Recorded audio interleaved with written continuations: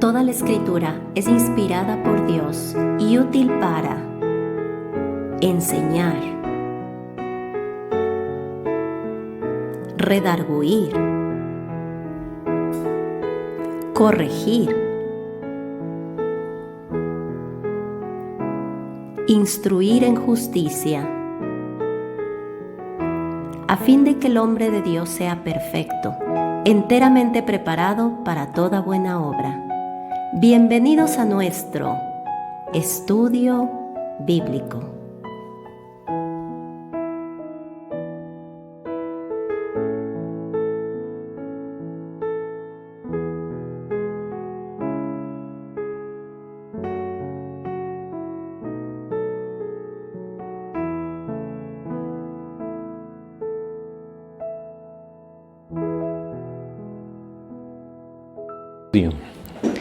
Pues estamos nuevamente en este pasaje de Primera de Corintios. Hemos estado estudiando en el capítulo 15 de Primera de Corintios ya algunos estudios acerca de la resurrección.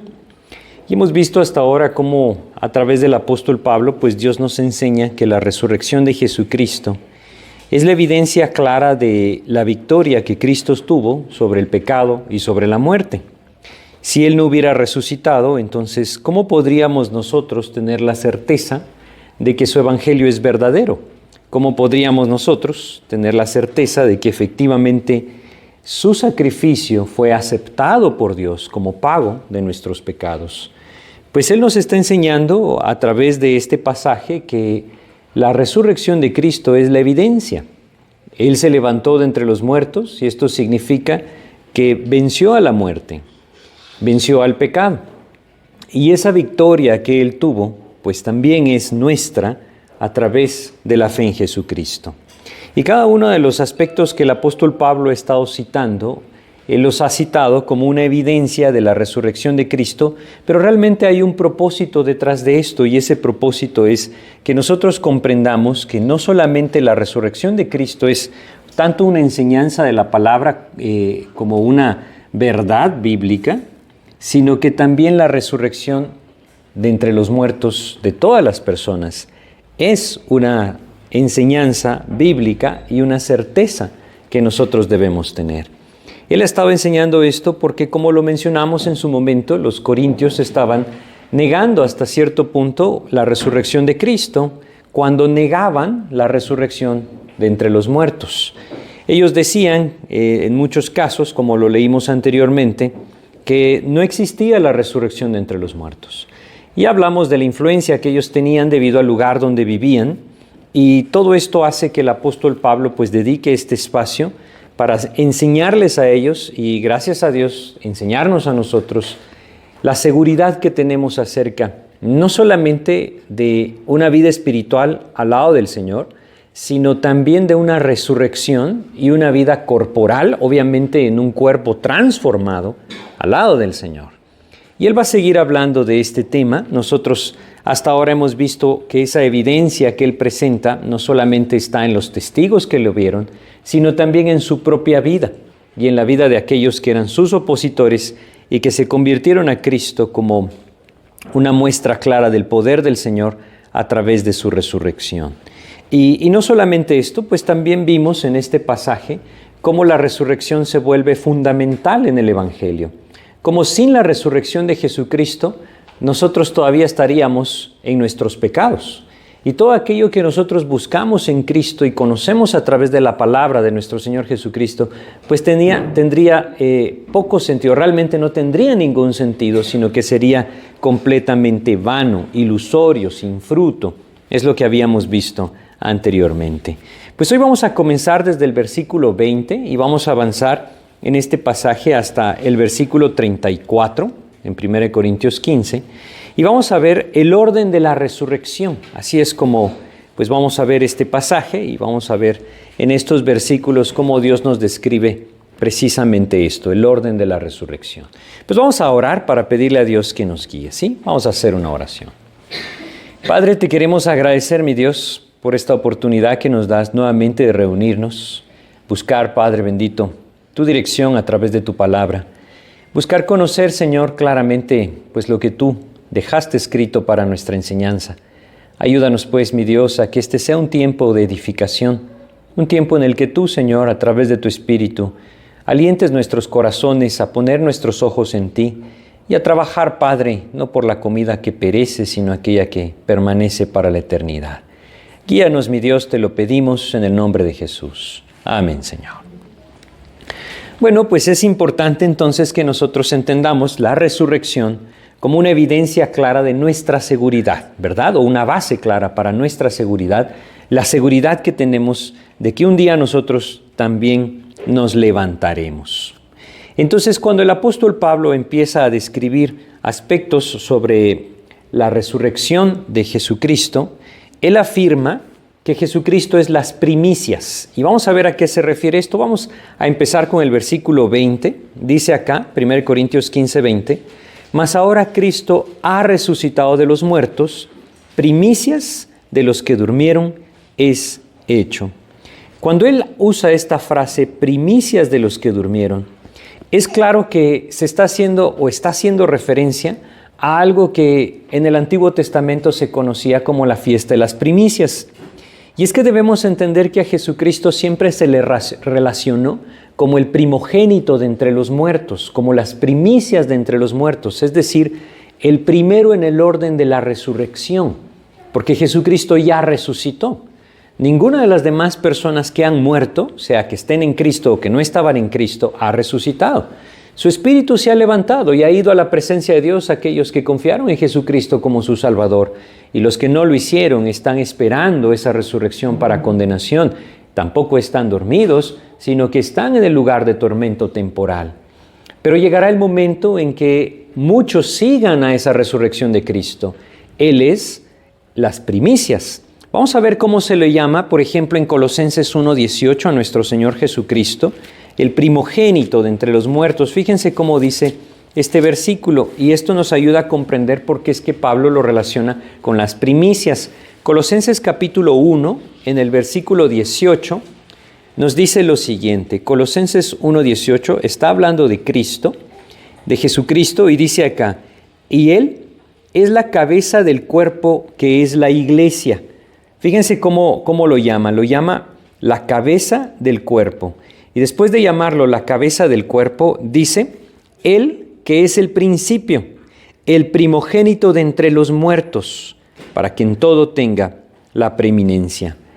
Le llama el primogénito de entre los muertos, porque Él fue el primero en resucitar.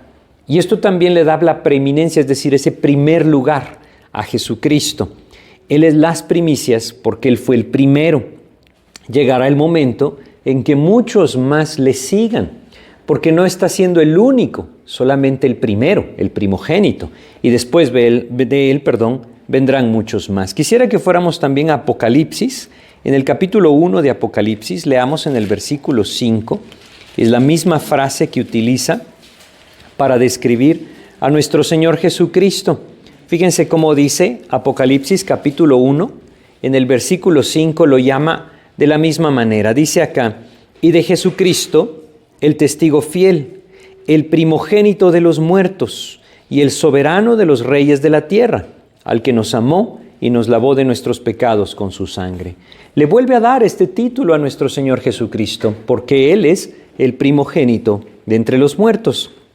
Entonces, cuando Él dice que Jesucristo es, en el versículo 20 de 1 Corintios 15, primicias de los que durmieron es hecho, es porque Él es el primero de muchos. Él está ocupando esa posición del primogénito de entre los muertos. Y esto definitivamente que hace referencia a esa fiesta de las primicias que nosotros tenemos en Levítico 23. Vamos a ir a Levítico 23 y solamente recordemos que este pasaje de Levítico 23 nos enseña acerca de las 7 fiestas judías que Dios mandó al pueblo de Israel a observar.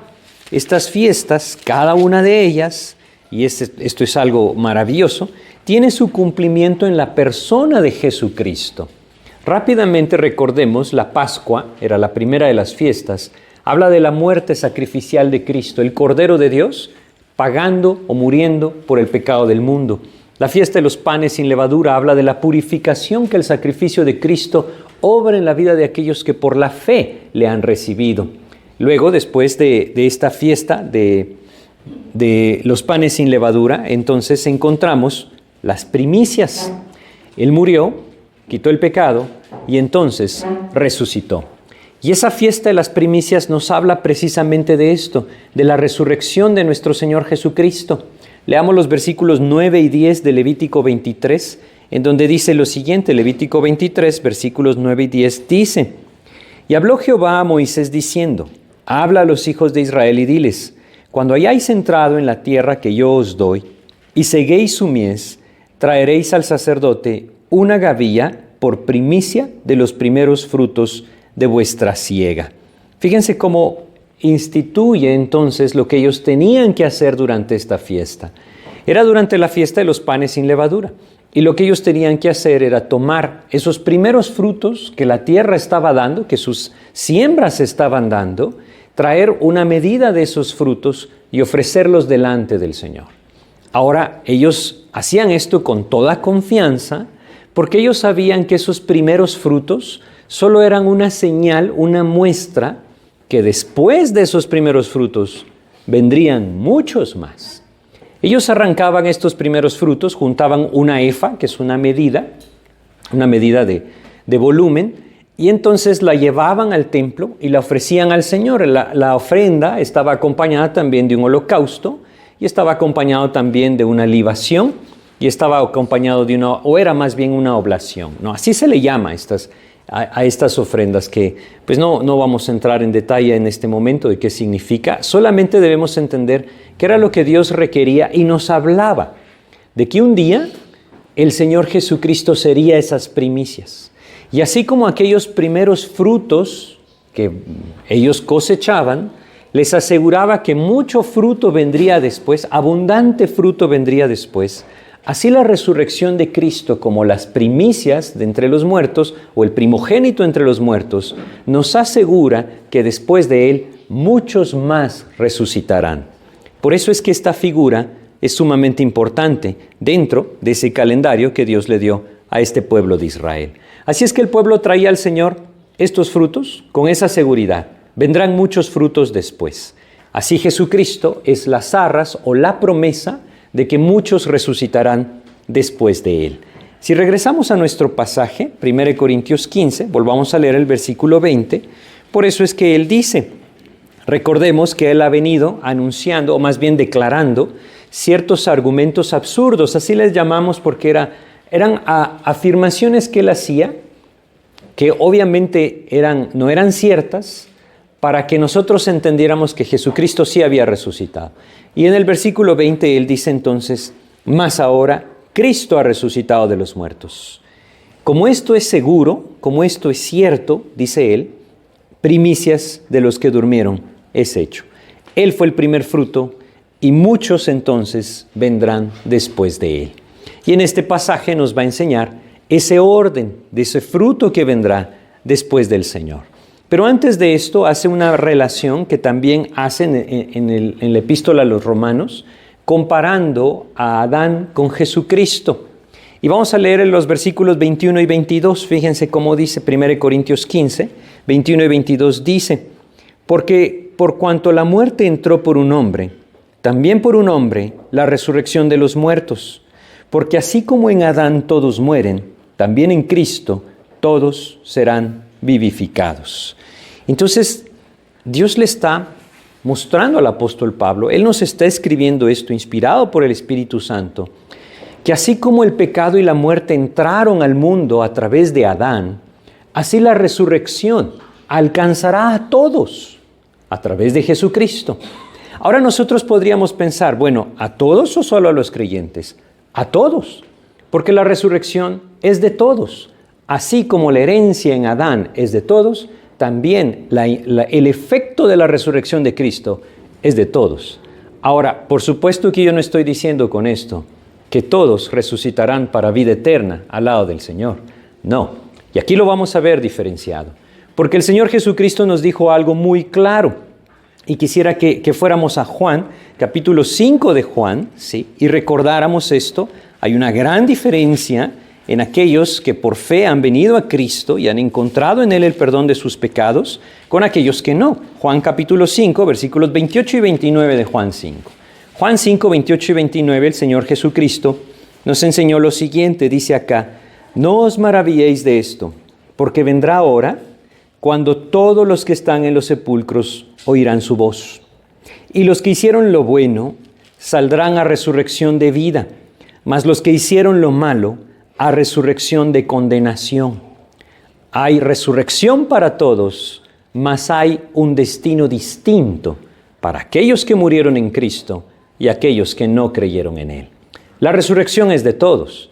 Esto es algo que quizá no sé qué tan familiarizados estemos todos nosotros con esto, pero esto es lo que la Biblia afirma. Hay una resurrección de todos. Sin embargo, hay dos destinos distintos para aquellos que resucitan. Unos para vida eterna, otros para condenación. Y este pasaje nos enseña el orden de las resurrecciones. Pero antes quisiera que regresáramos a 1 Corintios. Volvamos a leer estos versículos para que entendamos a qué se refiere y podamos comprender por qué esto es así.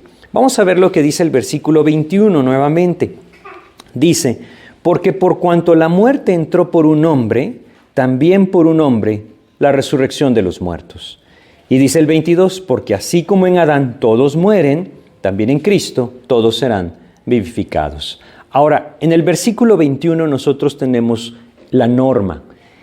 A través de Adán, toda la humanidad heredó esa naturaleza pecaminosa. Y a través de Adán, toda la humanidad heredó la muerte. Esto es algo verdadero que no podemos negar. Si esto no fuera cierto, entonces toda la humanidad no moriría. Pero toda la humanidad muere. Me refiero con esto cada persona. En algún momento, en el momento que Dios determina, muere físicamente. Esta es la herencia de aquel primer hombre que pecó. Y a través de ese pecado de Adán, todos nos hicimos participantes de ese pecado. Vamos a Romanos capítulo 5 de Romanos y recordemos lo que decía en esta epístola, o lo que dice en esta epístola. Versículo 12 de Romanos 5. De la misma forma, él hace esa comparación. Dice acá, Romanos capítulo 5, versículo 12, dice: por tanto, como el pecado entró en el mundo por un hombre, y por el pecado la muerte, así la muerte pasó a todos los hombres, por cuanto todos pecaron. Esta es la realidad de todo hombre, de toda la humanidad. Todos somos pecadores. Y debemos entender algo bien importante acá. No somos pecadores porque pecamos. Pecamos porque somos pecadores. Porque esa es la naturaleza que heredamos de Adán, el primer hombre. En contraste a esa herencia que nosotros tenemos en Adán, Jesucristo no nos da una herencia para muerte, sino para vida. Y esa herencia para vida viene a través de su muerte y resurrección. Él tuvo victoria, Él se levantó entre los muertos y entonces abrió el camino para la resurrección. Y entonces viene lo que este pasaje de 1 Corintios 15 llama el desfile de la resurrección. Ya vamos a ver dónde lo llama así. Pero antes quisiera que regresáramos a 1 Corintios 15, 22, porque aquí podríamos identificar nosotros algo distinto. Ahora, es evidente, y como lo vamos a ver hoy, que todos los hombres van a resucitar. Unos para vida eterna, otros para condenación. ¿Por qué es esto posible? Porque Jesucristo venció. Él resucitó. En Adán todos heredamos la muerte. En Jesucristo todos heredan la resurrección. Así quieran o no quieran resucitar, todos van a resucitar. Ahora, el versículo 22, les decía, nos marca una distinción. Porque así como en Adán todos mueren, también en Cristo todos serán vivificados. Y aquí está hablando de ser vivificado. Y esta es una relación directa a esa resurrección de vida, no a la resurrección de condenación. Y quisiera que lo entendiéramos de una forma sencilla. Todos nosotros somos herederos de Adán. ¿Por qué? Somos participantes de esa naturaleza de Adán por nuestro nacimiento terrenal. Pero no todos los hombres son participantes de la vida espiritual que Cristo vino a derramar. Eso requiere un nuevo nacimiento. Aquellos que nacemos físicamente somos herederos de Adán, y eso nos incluye a todos. Pero aquellos que nacemos espiritualmente somos herederos de Cristo, y eso incluye a aquellos que por fe le han recibido. Como en Juan 1:12 nos dice, mas a todos los que le recibieron, a los que creen en su nombre, les dio potestad de ser hechos hijos de Dios. Hay que entender esa distinción. Sin embargo, la Biblia nos enseña, nuevamente, que todos resucitarán y todo en su debido orden. Vamos al 23, 1 Corintios capítulo 15, versículo 23, donde leemos, pero cada uno en su debido orden. Cristo las primicias, luego los que son de Cristo en su venida. Entonces vemos acá, aquí es donde les decía, hay que, quizá en dándole este sentido lo comprendemos de una forma mejor viéndolo gráficamente. Cuando dice en su debido orden, utiliza una palabra griega que significa un desfile, específicamente un desfile militar, donde van pasando uno por uno en diferentes rangos, ¿verdad? Y lo que el apóstol Pablo está diciendo es que Jesucristo va a la cabeza de ese desfile. Él ya resucitó y ya pasó. Después de Él vienen otros. Y en esos otros que vienen también hay distinción en los tiempos que van pasando. ¿Por qué? Porque después de Jesucristo viene ese grupo de aquellos que a través de la fe en Jesucristo han alcanzado ese nuevo nacimiento. A ver, cuando digo alcanzado pareciera que lo alcanzamos. No, ¿verdad? No lo alcanzamos. Hemos recibido por gracia ese nuevo nacimiento en Cristo, porque es un don de Dios a través de la fe en Él. Y cuando nacemos de nuevo, entonces seremos los participantes en segunda posición de ese desfile de la resurrección, inmediatamente después de Cristo, quiere decir, en su venida. A ver, para que entendamos esto de una forma más amplia, yo quisiera que fuéramos a Apocalipsis. En el capítulo 20 de Apocalipsis tenemos un pasaje que nos ayuda mucho a comprender. Apocalipsis capítulo 20 nos está hablando de cosas futuras. Esto está bastante adelante. ¿En qué sentido? Bueno, debemos entenderlo de esta manera. El siguiente evento en el calendario de Dios es el arrebatamiento, Cristo viniendo por su iglesia. Después de esto pasará ese tiempo que el Antiguo Testamento llama el día de Jehová, es decir, ese periodo de tribulación. Al final de ese periodo de tribulación, Jesucristo nuevamente vendrá a la tierra y establecerá su reino. En ese momento nos encontramos cuando leemos Apocalipsis 20. Y vamos a leer primero los versículos 5 y 6. Dice lo siguiente. Pero los otros muertos no volvieron a vivir hasta que se cumplieron 1000 años. Esta es la primera resurrección. Bienaventurado y santo el que tiene parte en la primera resurrección. La segunda muerte no tiene potestad sobre estos, sino que serán sacerdotes de Dios y de Cristo y reinarán con Él 1000 años. A ver, vamos a entenderlo de una forma sencilla.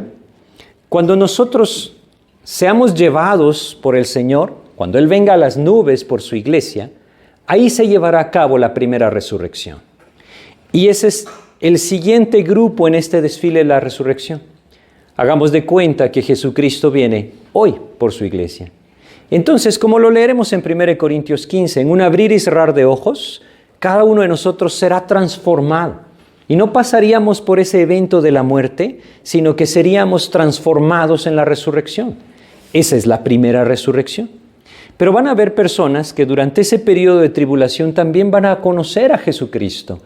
Ellos son los que Juan está viendo acá, que han resucitado para heredar juntamente con aquellos que fueron parte de la iglesia ese reino milenial de Cristo. La primera resurrección se lleva a cabo antes de que Cristo establezca su reino. Y cada uno de nosotros, si estamos en Cristo y hemos nacido de nuevo, seremos parte de esa primera resurrección. Ese es el siguiente grupo, los creyentes. Jesucristo ya resucitó. Los creyentes en Cristo resucitaremos después de Él. ¿Cuándo será esto? Cuando Cristo decida regresar por su iglesia. Ahora, hay otra resurrección después. Y esa otra resurrección ya no es de aquellos que a través de la fe en Cristo encontraron salvación, sino es de aquellos, ese segundo grupo que en Juan 5 leímos, el Señor Jesucristo mencionó, que resucitarán para condenación. ¿Se dan cuenta? Todos resucitarán. Unos para vida eterna y herencia del reino milenial juntamente con Cristo, y otros para condenación. Pero leamos nuevamente el versículo 5. Fíjense cómo decía, versículo 5. Pero los otros muertos, ¿quiénes son estos? Él está hablando de aquellos que no habían resucitado todavía, que no heredaron juntamente con Cristo el reino. Es decir, los que no tenían a Cristo, los que murieron sin creer en Jesucristo. Dice, pero los otros muertos no volvieron a vivir hasta que se cumplieron 1000 años. Y vamos a saltarnos ahora al capítulo 20 siempre de Apocalipsis, pero al versículo 12. Y aquí nos describe entonces lo que sucederá en esa última resurrección. Dice acá, y vi a los muertos grandes y pequeños de pie ante Dios. Es decir, ellos ya se levantaron. Cuando dice vi a los muertos, Él no vio cadáveres. Él vio a aquellos incrédulos que ya han resucitado después de esos 1000 años del reino de Cristo. Y vi a los muertos grandes y pequeños de pie ante Dios, y los libros fueron abiertos, y otro libro fue abierto, el cual es el libro de la vida. Y fueron juzgados los muertos por las cosas que estaban escritas en los libros, según sus obras. A ver, no está diciendo que las obras dan o quitan salvación. El libro de la vida no tiene su nombre. Aquí lo vamos a leer. Pero se les comprueba a través de sus obras que sus obras son impías, injustas, pecadoras, y por eso son condenados, porque nadie pagó el precio de su salvación. Ellos lo rechazaron. Sigue diciendo el pasaje, leamos el versículo 13. Y el mar entregó los muertos que había en él, y la muerte y el Hades entregaron los muertos que había en ellos, y fueron juzgados cada uno según sus obras. Y la muerte y el Hades fueron lanzados al lago de fuego. Esta es la muerte segunda. Versículo 15. Y el que no se halló inscrito en el libro de la vida fue lanzado al lago de fuego. Aquí se nos dice, esta es la muerte segunda. Esa muerte segunda se refiere a una separación eterna entre el pecador y Dios. Nunca más podrán tener la oportunidad de estar juntos. Bueno, realmente debemos entender claramente que todo aquel que muere sin Cristo está condenado. Y no hay vuelta atrás. No existe tal cosa como una segunda oportunidad después de la muerte. Estas son enseñanzas religiosas que no tienen ningún fundamento bíblico y realmente son no otra cosa sino una herejía. Es aquí donde el hombre puede venir a los pies de Cristo o le rechaza a Cristo. El Señor está buscando a todos, pero aquel que le rechaza será condenado. Y entonces vamos a regresar un poquito al versículo 6 de Apocalipsis 20. La muerte segunda entonces es esa condenación eterna, ya no como espíritus, ojo con esto, ellos ya resucitaron y fueron lanzados al lago de fuego, habiendo resucitado, con un cuerpo, no como este, sino transformado, pero para ser condenados. El versículo 6 dice acá, bienaventurado y santo el que tiene parte en la primera resurrección. La segunda muerte no tiene potestad sobre estos. ¿Quiénes son los que tienen parte en la primera resurrección? Bueno, entendemos claramente y confiamos plenamente en la obra de Cristo. Somos nosotros, los que a través de Cristo hemos sido rescatados de la potestad de las tinieblas y trasladados al reino de su amado Hijo. Así nos dice Colosenses 1:13. Hemos sido trasladados al reino de su amado Hijo porque ahora somos herederos de ese reino a través de la resurrección de Jesucristo. Así es que el orden de este desfile del que está hablando el apóstol Pablo, resumiendo todo esto que estamos viendo, es el siguiente. Cristo es las primicias. Él ya resucitó. Él va adelante en ese desfile. Luego, aquellos que mueren en Cristo o que están en Cristo, quiere decir los creyentes, la iglesia. Todos aquellos que a través de la fe en Jesucristo han nacido de nuevo. Nosotros seremos los que resucitaremos después de Cristo. ¿Cuándo? Dice el versículo, perdí los números de vista, 22 que leímos en 1 Corintios 15, en su venida. En ese momento que el Señor regrese, ahí entonces nosotros resucitaremos. Pero después habrá otra resurrección. Leímos en Apocalipsis 20 que Él vio a los muertos, creo que no lo leímos, en los primeros 4 versículos dice, que Él vio a los muertos de aquellos que habían sido martirizados por el nombre de Jesucristo durante ese período de tribulación. Ellos serán los siguientes.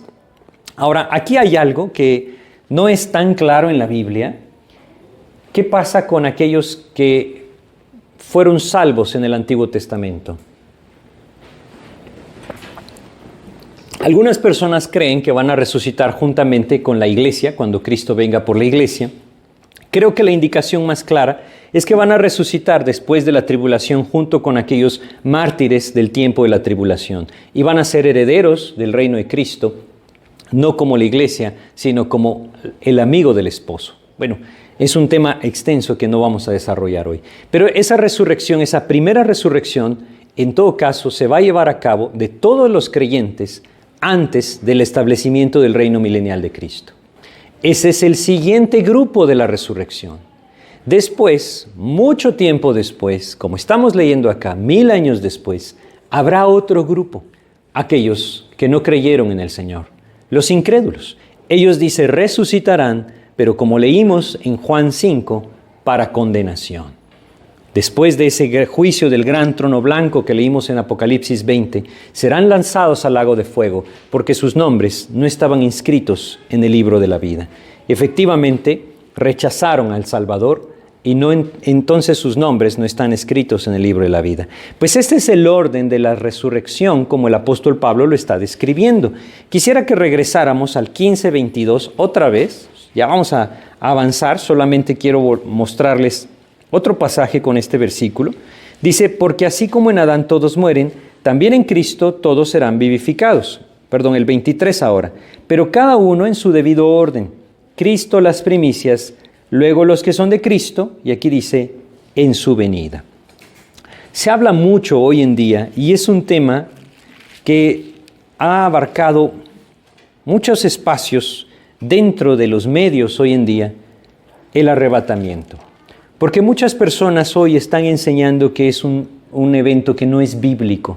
Bueno, aparece en varios pasajes de las Escrituras y está claramente definido en las Escrituras. Muchas veces debemos entender, hay ciertas cosas que llevan a las personas a afirmar cosas para negar la Biblia. Creo que una de las cosas que nosotros estamos viendo hoy es cómo las naciones se levantan en contra de Israel. Ahora, no es el tema de nuestro estudio, pero debemos entender que Dios tiene un remanente. Él va a guardar un remanente de esta nación y Él va a cumplir sus promesas con ellos. Eso no significa que sea todo el Estado de Israel. Eso es distinto, pero será tema de otro estudio. Lo que debemos entender es que eso está relacionado. El negar el arrebatamiento en nuestros días, que está de moda parece, está relacionado directamente al rechazo de Israel. Pero la Biblia creo yo que es muy clara y quisiera que leyéramos tan solo, vamos a 1 Tesalonicenses capítulo 4, vamos a leer acá los versículos 13 al 18. 1 Tesalonicenses 4, del 13 al 18, es un pasaje que nos habla de algo muy similar que vamos a leer en 1 Corintios 15. Dice acá, del 13 al 18 de 1 Tesalonicenses 4, y esto está describiendo lo que en 1 Corintios 15, 23 se le llama parusía, esa es la palabra, en su venida, parusía. Es la misma que aparece acá. Dice, tampoco queremos, hermanos, que ignoréis acerca de los que duermen, para que no os entristezcáis como los otros que no tienen esperanza. Porque si creemos que Jesús murió y resucitó, así también traerá Dios con Jesús a los que durmieron en él. Por lo cual os decimos esto en palabra del Señor, que nosotros que vivimos, que habremos quedado hasta la venida del Señor, no precederemos a los que durmieron. Porque el Señor mismo, con voz de mando, con voz de arcángel y con trompeta de Dios, descenderá del cielo, y los muertos en Cristo resucitarán primero. Luego nosotros, los que vivimos, los que hayamos quedado, seremos arrebatados juntamente con ellos en las nubes, para recibir al Señor en el aire, y así estaremos siempre con el Señor. Por tanto, alentaos los unos a los otros con estas palabras. Estas son palabras de aliento, así dice el último versículo. Palabras de aliento, ¿por qué? Porque Dios las llama en su palabra, que es la esperanza bienaventurada de los creyentes. El ser llevados por Cristo, unidos para siempre con Él, en la resurrección, librados de la ira que vendrá sobre el mundo entero. Esa es la esperanza. Y eso es lo que debe alentar nuestros corazones. Ahora, todo esto lo vamos a ver más detalladamente en nuestro próximo estudio de 1 Corintios 15. Solo quería que leyéramos esto para que lo relacionáramos, ¿verdad? Entonces, el orden de la resurrección, Cristo las primicias, luego los creyentes en el arrebatamiento, luego los creyentes al final de la tribulación y después del reino milenial de Cristo, los incrédulos para ser condenados. Regresemos a nuestro pasaje, 1 Corintios 15, versículo 24. Sigue diciendo, luego el fin, Y este versículo es difícil en muchos sentidos, pero la palabra de Dios nos lo aclara.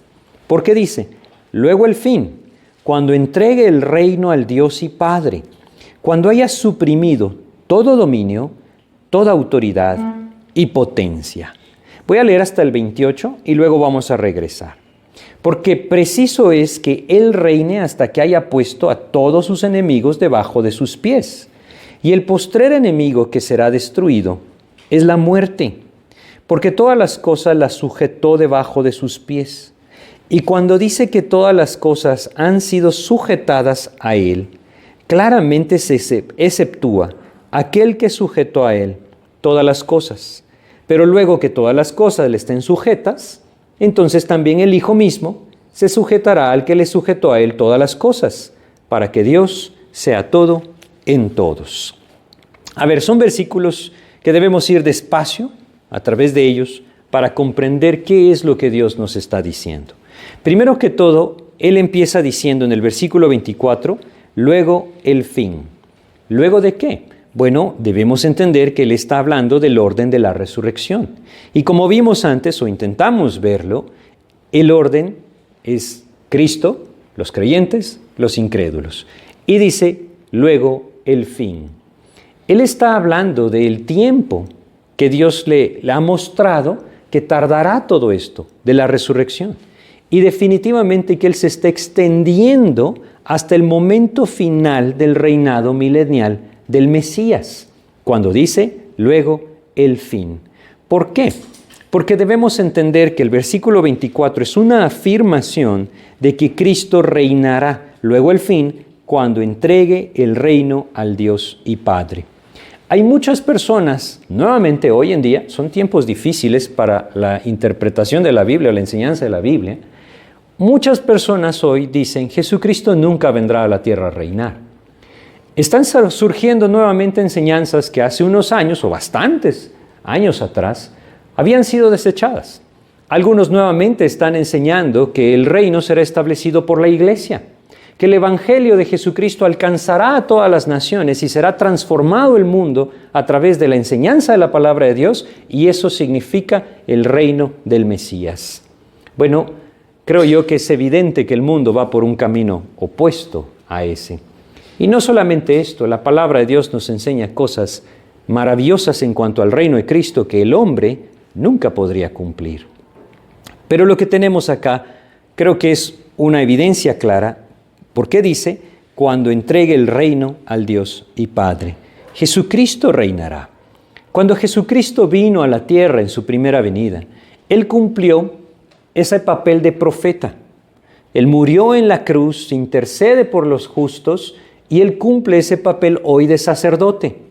Pero hay un papel en el Antiguo Testamento dado al Mesías que Jesucristo aún no ha cumplido.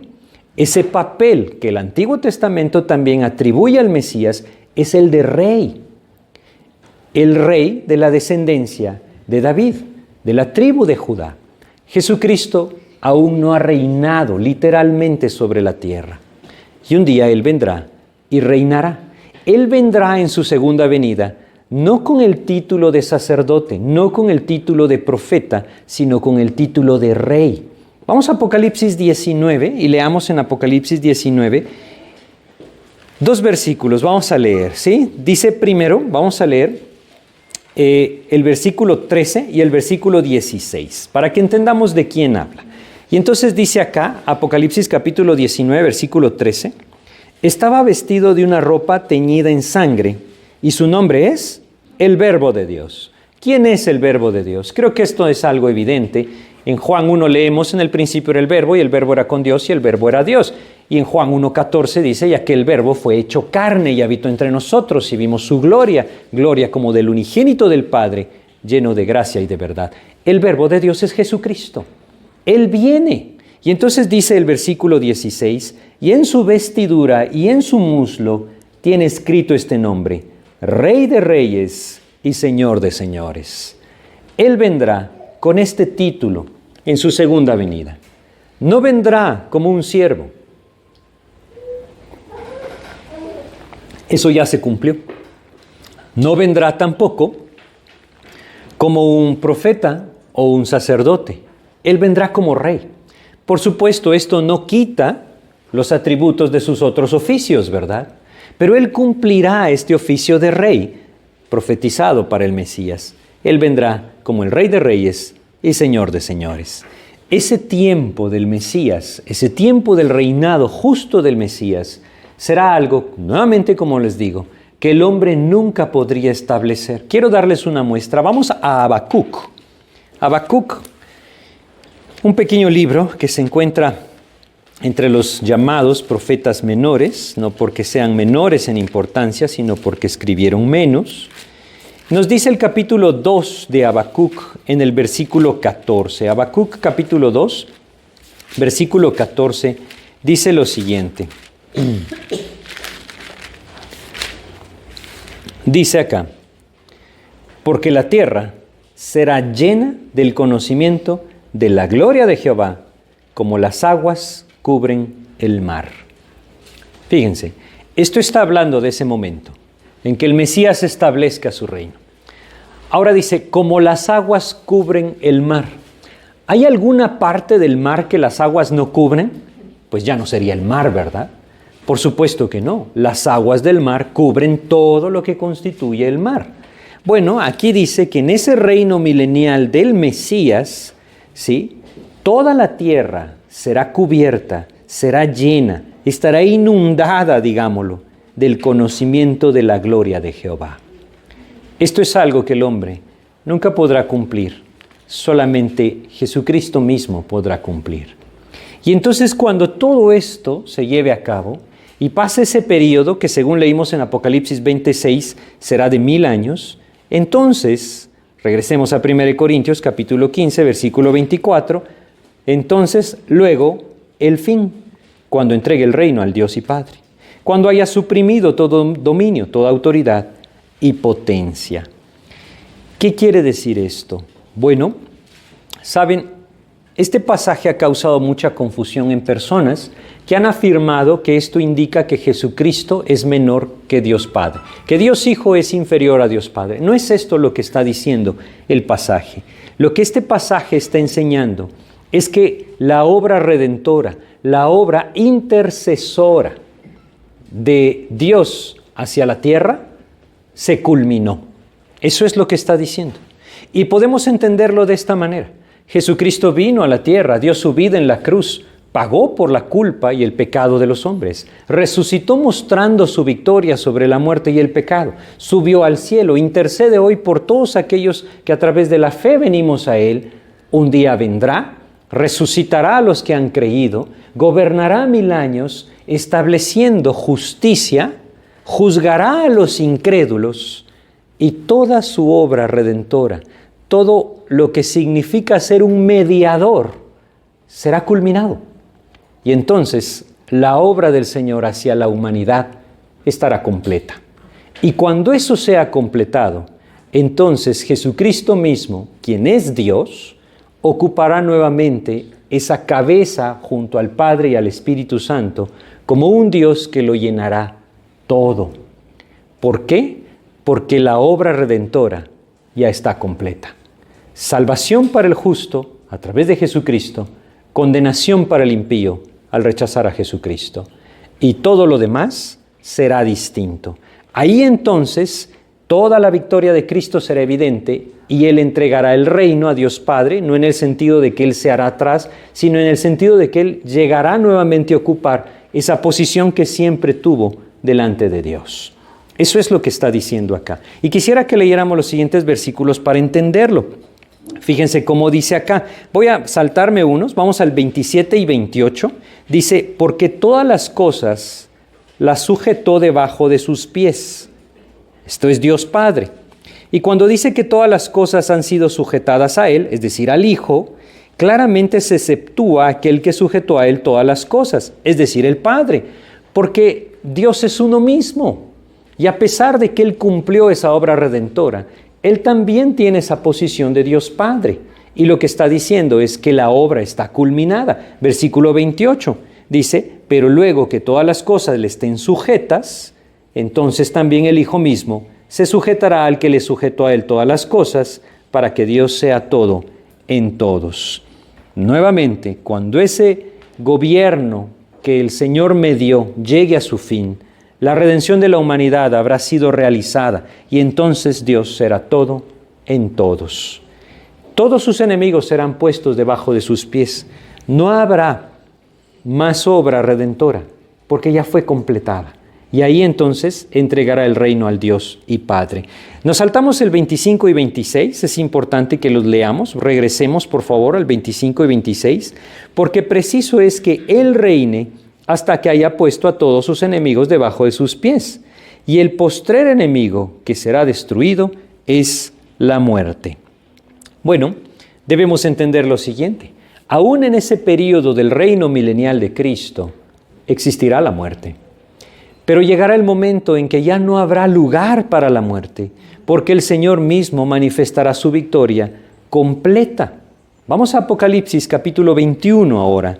Apocalipsis capítulo 21. Vamos a leer acá el versículo 4 primero. Apocalipsis 21, 4. Estamos hablando de que todos los enemigos serán puestos bajo sus pies y la muerte será ese último enemigo que será puesto bajo sus pies. Apocalipsis 21, versículo 4 afirma, esto es cuando ese reino milenial termina. Enjugará Dios toda lágrima de los ojos de ellos y ya no habrá muerte, ni habrá más llanto, ni clamor, ni dolor, porque las primeras cosas pasaron. Todos los enemigos serán sometidos bajo la autoridad de Dios. La muerte también. Y dejará de existir la muerte en ese tiempo que el Padre gobierne sobre todos. Y cuando digo Dios Padre me refiero a la Trinidad realmente. Entonces aquí lo vemos quizá con mayor claridad. Leamos los versículos 6 al 8 de Apocalipsis 21 y entendamos, todo esto se cumplirá. Dice, y me dijo, hecho está, yo soy el alfa y la omega, el principio y el fin. Al que tuviere sed, yo le daré gratuitamente de la fuente del agua de la vida. El que venciere heredará todas las cosas, y yo seré su Dios, y él será mi hijo. Como decía antes, Dios será todo en todos.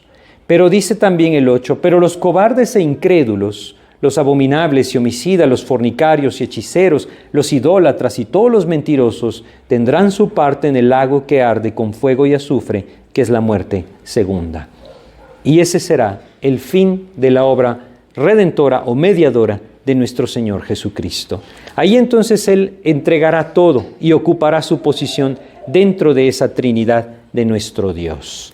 Ahora regresemos a nuestro pasaje, porque el apóstol Pablo está yendo hacia adelante y por eso está enseñando todo esto. Miren, quizás son cosas que pareciera ser que no significan mucho para nosotros hoy de forma práctica en nuestra vida, pero yo quiero decirles que es todo lo contrario. Porque hacia allá vamos. Todos nosotros en Cristo vamos hacia ese reino de Cristo. Y seremos participantes juntamente con Él de su victoria. Dios quiere usar versículos o pasajes como estos para que levantemos nuestros ojos al cielo y nos demos cuenta que no somos más que peregrinos y extranjeros sobre la tierra. Que nuestro tiempo en la tierra es breve, como Santiago decía, como la neblina que aparece por un breve tiempo y luego se desvanece. Así somos todos nosotros y a veces nos aferramos a las cosas de este mundo como que fuéramos eternos sobre la tierra. Al contemplar aquellas cosas futuras, Dios anhela despertar en nuestros corazones ese deseo de vivir por lo eterno y no por lo temporal, de poner nuestros ojos en las cosas de arriba y no en las de la tierra. Pero quisiera que termináramos nuestro pasaje. Vamos a 1 Corintios 15 y vamos a leer acá los versículos 29 al 34, porque aquí encontramos esa exhortación. Fíjense lo que dice. De otro modo, ¿qué harán los que se bautizan por los muertos, si en ninguna manera los muertos resucitan? ¿Por qué pues se bautizan por los muertos? A ver, una pausa, porque hay que explicar esto, ¿no? De aquí han salido un sinfín de herejías, como por ejemplo personas que dicen, bueno, mi familiar falleció sin Cristo, pero yo me voy a bautizar en su nombre para que entonces Dios le dé salvación. No, ¿verdad? Eso no funciona así, es completamente contrario a las Escrituras y aunque nos parezca extraño, hay muchas personas que enseñan eso. Bueno, no está hablando de esto. Todo el pasaje nos está hablando acerca de cómo los creyentes daban su vida por algo que ellos sabían era verdadero, la vida eterna, la resurrección. Todo este pasaje nos va a hablar de eso. Si yo no creo que hay resurrección, ¿por qué voy a dar mi vida para Cristo? Sigamos leyendo y lo vamos a entender, pero bueno, quiero explicarles el 29. Lo que este pasaje, miren, estudiando este pasaje, hay más de 30 interpretaciones para este pasaje.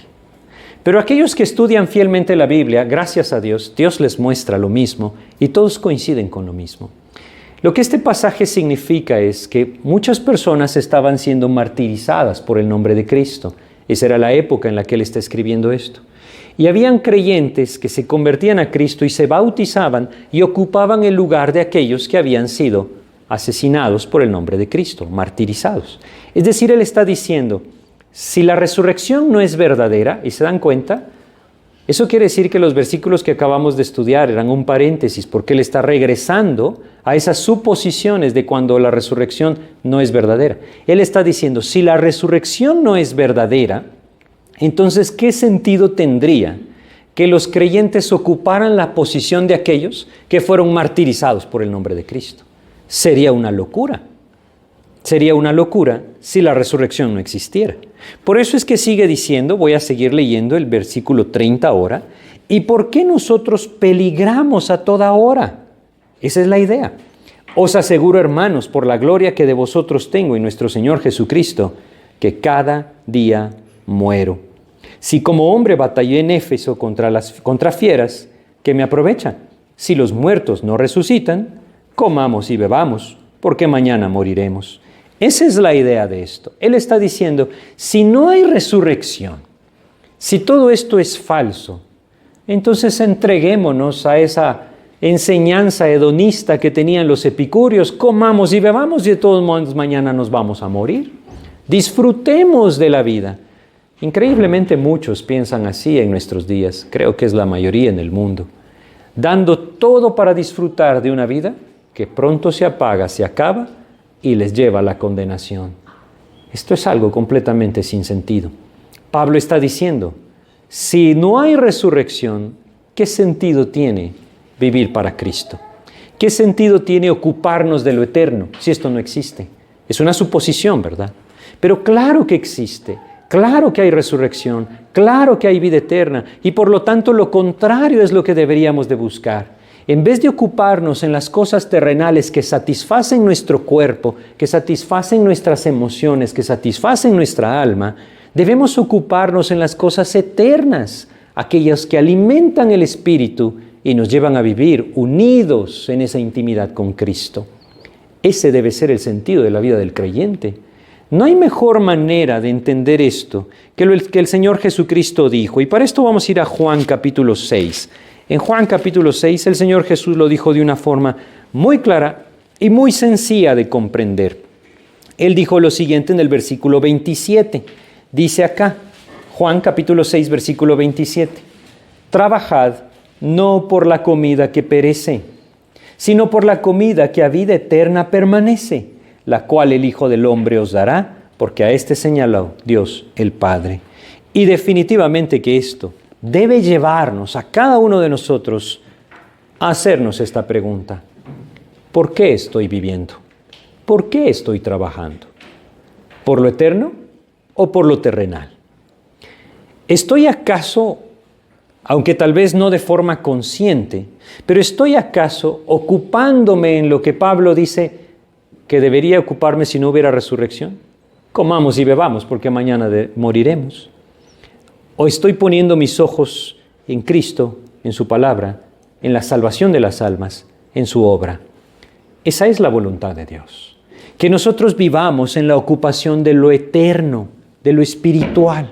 Aquello que puede ser usado por Dios en nuestras vidas para ser testigos de Cristo, para que otros vean que Cristo es verdadero y puedan entonces venir a los pies del Señor. Eso es lo que Él está enseñando acá y eso es lo que Él está diciendo. Regresemos a nuestro pasaje porque fíjense qué fuerte es el versículo 31. Fíjense cómo dice: os aseguro, hermanos, por la gloria que de vosotros tengo en nuestro Señor Jesucristo, que cada día muero. Él dice, cada día estoy sometido a la muerte por el nombre de Jesucristo. ¿Por qué podía él hacer esto? ¿Por qué podían estos hombres vivir así? Pues entendiendo claramente lo que Dios mismo le guió al apóstol Pablo a escribir en Gálatas 2:20, con Cristo estoy juntamente crucificado. Y ya no vivo yo. Esa es la realidad de la vida de un hombre como Pablo y debe ser la realidad de todo creyente en Cristo. Esto no es una decisión de consagración en algún momento de nuestra vida cristiana. Esto es lo que sucedió cuando venimos a Cristo. Morimos. Cristo debe vivir nuestras vidas. Y ese es el camino verdadero de la vida cristiana. No tiene absolutamente nada que ver con un proceder religioso. Tiene que ver con que Cristo viva mi vida. Y esto significa que todo en mi vida debería de estar ocupado, como leímos en Juan 6, por las cosas que permanecen para la eternidad. No las terrenales que satisfacen el cuerpo o el alma, sino que simplemente aquellas que permanecen para la gloria del Señor. Esto es lo que Él está diciendo. Entonces debemos entenderlo. Él está haciendo una exhortación y una reprensión también, o una advertencia y un reproche. Regresemos a 1 Corintios 15, ahí estamos, ¿verdad? Y vamos a leer el versículo 33. Fíjense cómo dice, no erréis. Esta es una advertencia, no erréis. Las malas conversaciones corrompen las buenas costumbres. Un versículo muy usado, ¿verdad? Y muy práctico para usarlo en muchas situaciones, pero el sentido verdadero es de lo que estamos estudiando. Regresemos un poco en nuestro pasaje, 1 Corintios 15, al versículo 12. Esta es la razón, dice acá, 1 Corintios 15, 12. Pero si se predica de Cristo que resucitó de los muertos, ¿cómo dicen algunos entre vosotros que no hay resurrección de muertos? Fíjense, ellos predicaban de Jesucristo, que había resucitado, pero negaban la resurrección de los demás hombres, de todos aquellos que habían muerto. Y Pablo les está diciendo, no encaja lo que ustedes predican con lo que ustedes creen. ¿Cuál era el problema? Como dice acá, las malas conversaciones. El principio se mantiene en nuestros días. Nosotros debemos ser sumamente cuidadosos con aquellas cosas que permitimos que alcancen nuestros oídos, que suban a nuestra mente y bajen a nuestro corazón. Y las terminemos apropiando como verdades cuando probablemente son herejías. O simplemente cosas que se oponen a la enseñanza de la palabra de Dios. Muchas personas son desviadas debido a las relaciones que mantienen con incrédulos. Es una realidad. Es por eso que la necesidad de la separación del creyente es bíblica. Dios anhela que sus hijos sean consagrados para Él. Esto no quiere decir que debemos aislarnos y vivir en un monte y olvidarnos de la humanidad que va rumbo al infierno. No es así. Estoy hablando de aquello que nosotros participamos día a día y de donde nosotros tomamos llamémoslo así, nuestras ideas, pensamientos o filosofía de vida. Cristo debe ser el centro, su palabra debe ser nuestra autoridad. Aquello que nosotros escuchamos en muchos medios, sobre todo en días como hoy, en donde cualquiera puede tomar una red social y dar lo que quiera decir como sus verdades, debemos ser sumamente cuidadosos.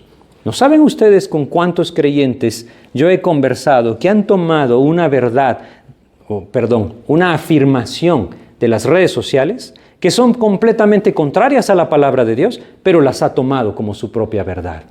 Esto es muy común en nuestros días. Creo que más común todavía que lo que era en los días de los Corintios, porque la comunicación hoy en día es masiva y mucho más fácil de alcanzar nuestra mente y nuestro corazón. Por eso es que este principio es sumamente importante para hoy en la vida del creyente. Las malas conversaciones corrompen las buenas costumbres. ¿De dónde estoy obteniendo yo mi fe, las bases, los principios de mi fe? ¿De dónde estoy adquiriendo yo aquello que es la voluntad de Dios para mi vida? Si no es de la palabra, cuidado. Puede ser que las malas conversaciones terminen corrompiendo una vida de testimonio para Cristo. Es ahí en donde yo lo debo entender y lo debo apropiar, porque esto estaba pasándole a los corintios y había un resultado terrible de esto. Fíjense el versículo 34. Velad debidamente y no pequéis. Y sigue diciendo, porque algunos no conocen a Dios. para vergüenza vuestra lo digo. A pesar de que estos corintios habían sido llevados a los pies de Cristo, habían nacido de nuevo, habían escuchado el Evangelio y lo habían recibido por fe, sus vidas no reflejaban al Señor. Hemos hablado mucho de los corintios, vivían vidas en la carne. Parte del resultado de una vida en la carne era que estaban escuchando muchas enseñanzas que se apartaban de la palabra y las apropiaban como sus verdades. Ese es un resultado de vivir en la carne también. Y todo esto lo único que estaba produciendo era tropiezo. Sí, quizá muchos sabían que eran creyentes, pero no veían en ellos una definición clara en un amor por Cristo. ¿Por qué? Porque los principios de vida de los corintios eran los mismos principios de vida que todos los demás que no eran creyentes. Lastimosamente es algo que nosotros vemos muy común en nuestros días en el cristianismo. ¿Qué es distinto en la vida del Hijo de Dios que en la vida de aquellos que están en el mundo? ¿Qué es distinto en nuestras vidas como creyentes que aquellos que no quieren seguir a Cristo? ¿Es claro en mi vida que yo estoy viviendo y trabajando por las cosas eternas, por la comida que a vida eterna permanece? ¿O lo único que estoy mostrando es todo lo contrario? Comamos y bebamos, quizá mañana moriremos. Qué importante que se vuelve un pasaje como este cuando llegamos a esta advertencia y a este reproche. Porque quizá sea la realidad de algunos de nosotros. Quizá Dios podría decirnos lo mismo: velad debidamente y no pequéis, porque algunos no conocen a Dios. Para vergüenza vuestra lo digo. ¿Qué hay de aquellos que están a nuestro alrededor? ¿Somos luz o somos tropiezo? La vida en Cristo debe llevarnos a ser luz. Y sobre todo en lo que estamos entendiendo o estudiando acá, debemos ser muy cuidadosos con aquellas cosas que apropiamos como la verdad, porque fácilmente podemos llevar a muchos a la confusión si la palabra de Dios no es nuestra norma. Bueno, vamos a detenernos aquí en nuestro estudio. Yo creo que es un pasaje que yo les pido que vuelvan a leer, que vuelvan a repasar, para que Dios vaya aclarándolo cada vez más en su corazón. Vamos a hacer una oración para terminar, ¿sí? Amado Padre, te queremos agradecer, mi Dios, por tu palabra y por esta exhortación que tú nos das, mi Dios, de vivir por lo eterno. Quizás, Señor, hay muchas cosas que no comprendemos de cómo tú obrarás, mi Dios, en nuestro futuro.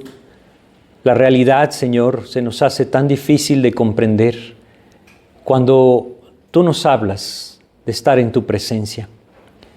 Ayúdanos, pues, a apropiarlo por fe, Señor, y a vivir en esa fe, dejando que seas tú, Señor, quien realmente vive nuestra vida, buscando las cosas de arriba y no las de la tierra. Cuidando, Padre, nuestro corazón de aquellas cosas que se levantan en contra tuya y en contra de tu palabra. Sabiendo, mi Dios, que tú nos llamas a ser luz. Ayúdanos, pues, Padre, a saber que si todo esto que hoy estudiamos es nuestra realidad de mañana, ¿cómo podemos vivir ignorándolo? Ayúdanos a no hacerlo. Ayúdanos, mi Dios, a poner nuestros ojos en lo que está delante y vivir para ti con todo nuestro corazón. Enséñanos tú, a que seas tú esa prioridad en nosotros, aquel que toma control y hace de nuestras vidas vidas de luz. Guíanos, mi Dios. Te agradecemos por todo esto y te pedimos en el nombre de Jesús. Amén, Señor.